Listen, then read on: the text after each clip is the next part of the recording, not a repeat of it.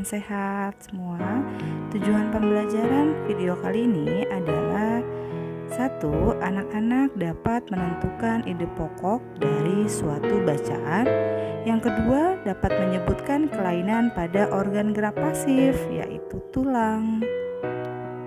Ayo, masih ingat apa itu ide pokok?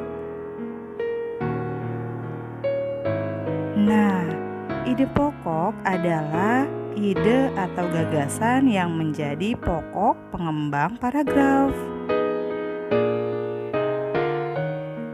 Ide pokok terdapat dalam kalimat utama.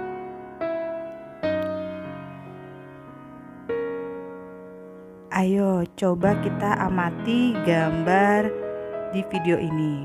Buatlah sebuah cerita berdasarkan gambar, namun tentukan dahulu ide pokok tiap gambarnya. Gambar pertama, ide pokoknya tanah liat, banyak kegunaannya.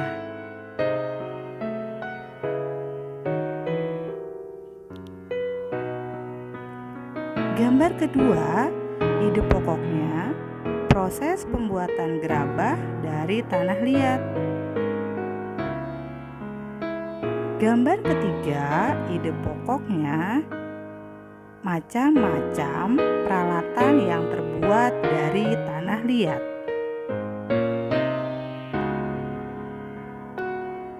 Ide pokok sudah ditentukan. Selanjutnya, anak-anak membuat cerita berdasarkan gambar.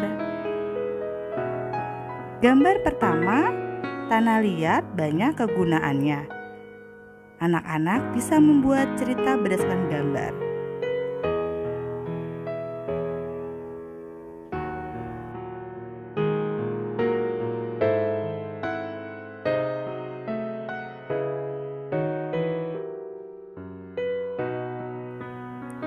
Pada gambar kedua, ide pokoknya adalah proses pembuatan gerabah dari tanah liat.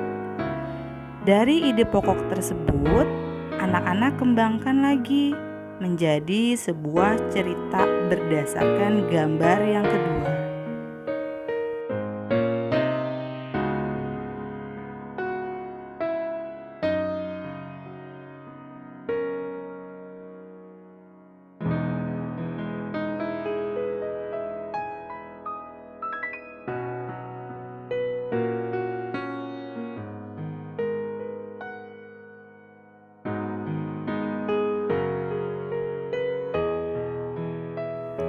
Pada gambar yang ketiga, ide pokoknya adalah macam-macam peralatan yang terbuat dari tanah liat.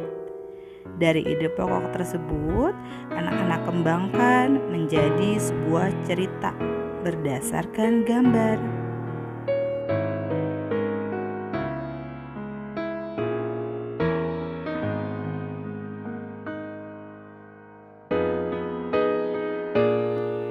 Nah, mudah kan membuat cerita bergambar?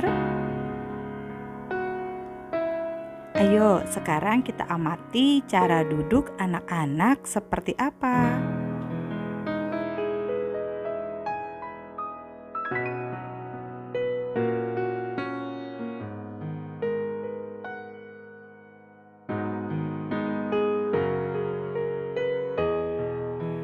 Nah, anak-anak sudah melihat dari gambar pertama, gambar kedua, dan gambar ketiga itu adalah cara duduk yang salah. Nah, di sini ada contoh cara duduk yang benar. Tahukah kamu macam-macam kelainan pada organ gerak pasif? Yang pertama adalah fraktula, yaitu patah tulang. Yang kedua, osteoporosis, adanya pengkeroposan tulang. Yang ketiga, fisura atau retak tulang.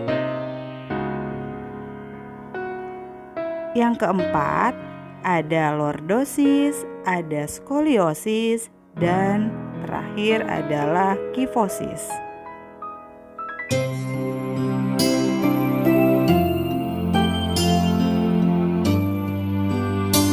Kesimpulan dari video kali ini, yang pertama, Ide pokok adalah gagasan yang menjadi pokok pengembang paragraf. Yang kedua, ide pokok terdapat dalam kalimat utama.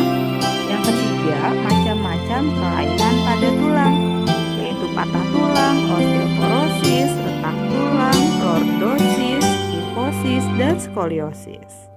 Sekian video pembelajaran kali ini. Terima kasih atas perhatian anak-anak.